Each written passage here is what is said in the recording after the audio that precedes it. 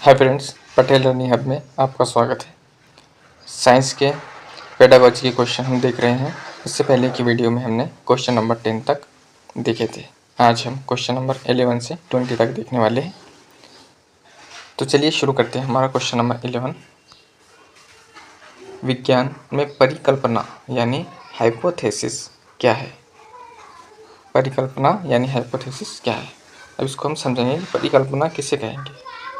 परिकल्पना कहते हैं किसी समस्या या घटना के बारे में लगाया गया संभावित अनुमान जिसे प्रयोग द्वारा जांचा जा सकता है। किसी समस्या या घटना के बारे में लगाया गया एक अंदाज़ा, ऐसा अंदाज़ा जिसे एक्सपेरिमेंट के ज़रिए जांचा जा सकता है, उसे क्या कहेंगे? परिकल्पना कहेंगे। अब हम समझ गए कि परिकल्पना किसे कहते हैं। किसी घटना के बारे में लगाया गया अंदाज। अब इसके ऑप्शन देखेंगे। अंतिम निष्कर्ष, एक संभावित व्याख्या का अनुमान, पाठ्यपुस्तक का तथ्य, परीक्षा का प्रश्न। तो इसका सही आंसर ऑप्शन नंबर 2 हमारा सही होगा, एक संभावित व्याख्या या अनुमान, क्योंकि परिकल्पना यानी एक अनुमान लगाना ही होता है।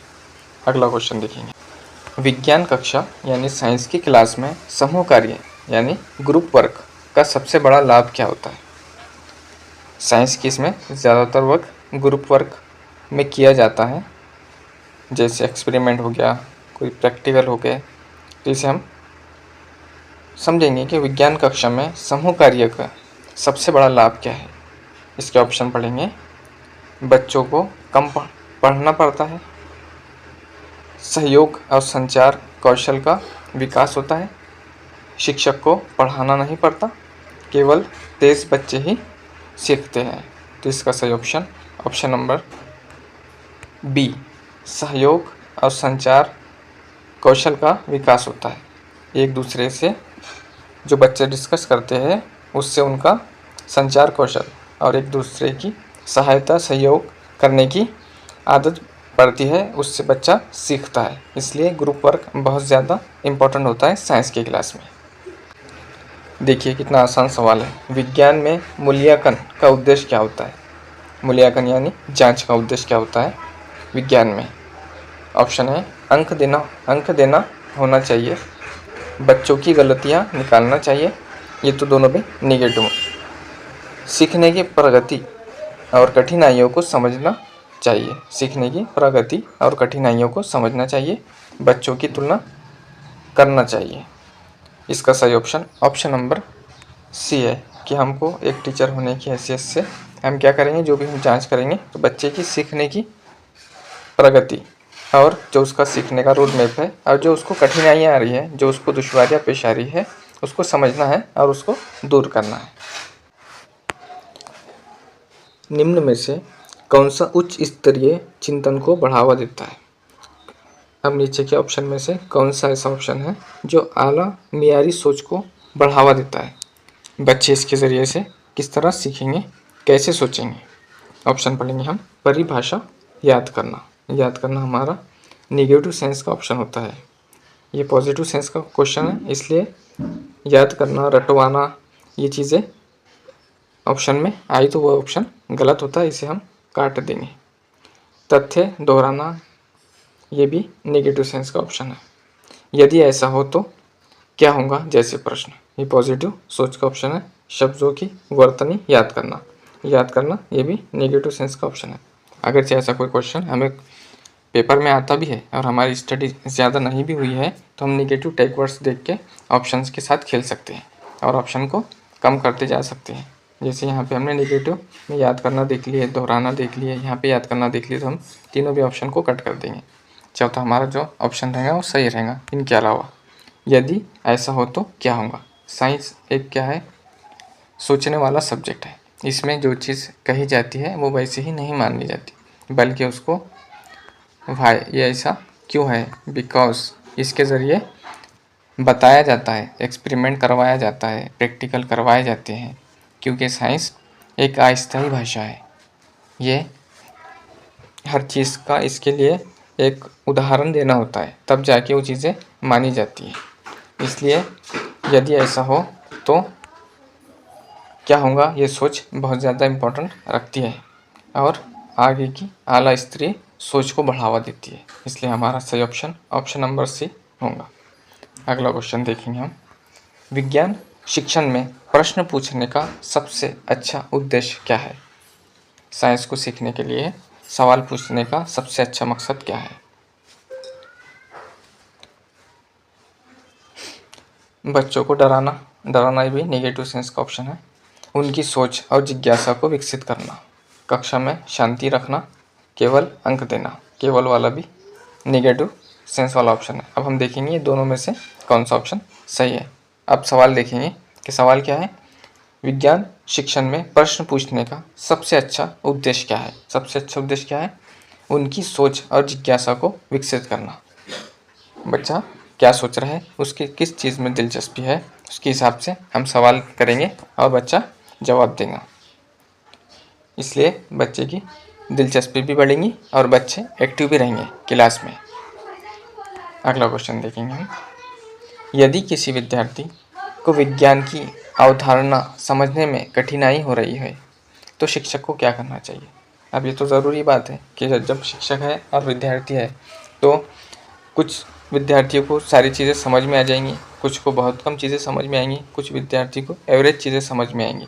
तो इसलिए विद्यार्थी को विज्ञान की अवधारणा समझने में कठिनाई आ रही है तो शिक्षक को क्या करना चाहिए?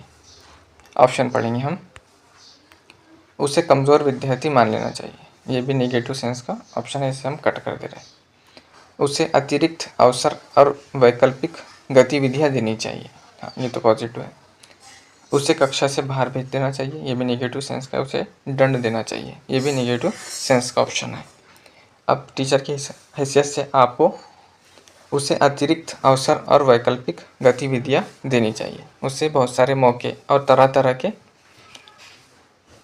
गतिविधियों में उसे शामिल कर देना चाहिए। उससे क्या होगा, उससे जो चीज़ें कठिनाई जा रही है समझने में, वो चीज़ें समझने में आसानी होगी। अगला क्वेश्चन देखेंगे हम।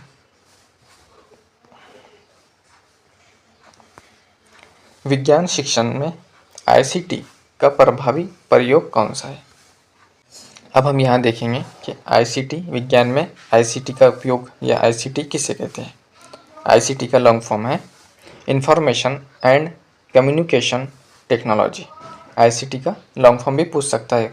इसका हम यहाँ से एक ही सवाल में दो चीज़ें कवर करने वाले हैं कि आईसीटी का लॉन्ग फॉर्म भी और आईसीटी किसे कहते हैं और साइंस में उसका क्या उपयोग है।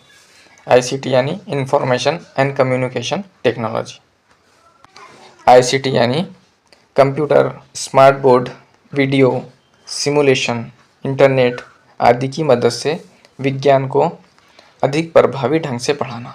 आईसीटी यानी ये तमाम चीज़ों का उपयोग करके पढ़ाना, जिसमें क्या है, टेक्नोलॉजी में कंप्यूटर है, स्मार्ट बोर्ड है, वीडियो है, सिमुलेशन है, इंटरनेट है और इसके अलावा भी चीज़ें हो सकती है।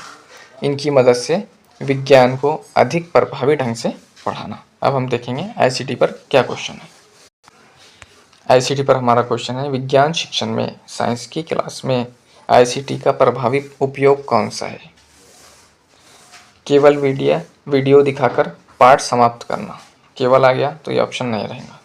सिमुलेशन और डिजिटल संसाधनों द्वारा अवधारणाओं को समझना, विद्यार्थियों को केवल मोबाइल देना, पुस्तक का उपयोग बंद करना। पुस्तक तो हमेशा साथ में ही रहेंगी, उसके सहारे से ही हम सिलेबस कंप्लीट करते हैं, उसके सहारे से ही हम पढ़ाते हैं। उसके अलावा जो चीज़ें यूज़ करते हैं वो है, तो यहाँ पे पुस्तक तो बंद कर नहीं सकते, सिर्फ एक मोबाइल नहीं दे सकते और सिर्फ एक वीडियो नहीं दिखा सकते। इसमें जो ऑप्शन है ये हमारा सही ऑप्शन है, सिमुलेशन और डिजिटल संसाधनों द्वारा अवधारणाओं को समझना। अब डिजिटल संसाधनों में video, digital board, digital classroom, computer, सारी चीज़ें आ गई। इसलिए हमारा ऑप्शन नंबर बी सही ऑप्शन है कि सिमुलेशन एंड डिजिटल संसाधनों द्वारा अवधारणाओं को समझाना। अगला क्वेश्चन देखेंगे हम। वैज्ञानिक दृष्टिकोण विकसित करने के लिए शिक्षक को विद्यार्थियों को साइंटिफिक दृष्टिकोण विकसित करने के लिए शिक्षक को विद्यार्थियों को क्या करना चाहिए, किस तरह ट्रीट करना चाहिए? ऑप्शन है हर बात पर विश्वास करना सिखाना चाहिए। ये तो साइंस की थ्योरी ही नहीं है। साइंस की थ्योरी में हर बात पर विश्वास की ही नहीं जाती, बल्कि इसमें उसका सबूत देना होता है कि ये बात है तो क्यों है। जैसा ग्रेविटी का न्यूटन ने बताया, तो क्यों बताया उसके लिए उनको सबूत देना पड़ा कि ग्रेविटी क्या है, किस तरह अर्थ चीज़ों को अट्रैक्ट करती है, अपनी तरफ खींचती है। इसी तरह मैग्नेट हो गया, मैग्नेट आयरन को अपनी तरफ अट्रैक्ट करता है। तो ये चीज़ें सबूत के ज़रिए बताई जाती है, प्रैक्टिकल करवाया जाता है, तब जाके मानी जाती है। इसलिए हर बात पर विश्वास करना साइंस में नहीं होता। प्रमाण के आधार पर निष्कर्ष निकालना सिखाना चाहिए। हाँ, केवल शिक्षक की बात मानना सिखाना चाहिए, प्रश्न पूछने से रोकना चाहिए। बाकी तो ये निगेटिव सेंस के है। प्रमाण के आधार पर निष्कर्ष निकालना सिखाना चाहिए। बेशक जो भी चीज़ें हैं उसके जो प्रमाण है, उसका आधार है, उसके हिसाब से उसका निष्कर्ष निकालना चाहिए। जैसे अभी हमने बताया कि आयरन को क्या होता है, मैग्नेट आयरन को अपनी तरफ अट्रैक्ट करता है। तो इससे हम क्या निष्कर्ष निकाल सकते हैं कि हमने देखे कि प्रमाण है कि ये क्या है, मैग्नेटिस लोहे को अपनी तरफ खींचता है। अगला क्वेश्चन देखेंगे हम। विज्ञान की कक्षा में खुले प्रश्न ओपन एंडेड क्वेश्चन क्यों उपयोगी है? विज्ञान की कक्षा में ओपन एंडेड क्वेश्चन क्यों उपयोगी है?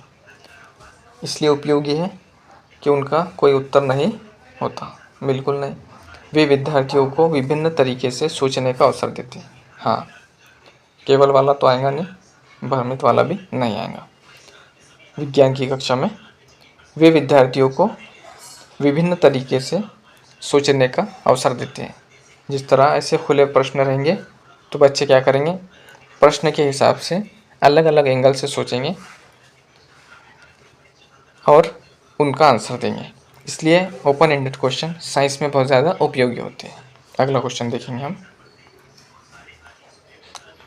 एक अच्छा विज्ञान शिक्षक विद्यार्थियों की जिज्ञासा को एक अच्छा विज्ञान का शिक्षक विद्यार्थियों की जिज्ञासा को क्या करता है, प्रोत्साहित करता है और उसे सीखने का माध्यम बनाता है। एक अच्छा शिक्षक, विज्ञान का शिक्षक विद्यार्थियों की जिज्ञासा को प्रोत्साहित करता है और उसे सीखने का माध्यम बनाता है।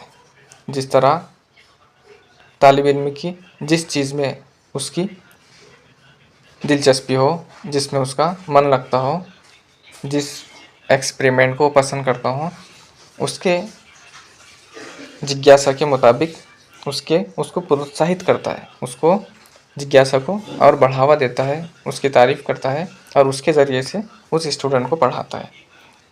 इस तरह हमने आज 11 से लेकर 20 तक साइंस के क्वेश्चन देखे, उनके आंसर भी देखे और 4 ऑप्शन भी समझे।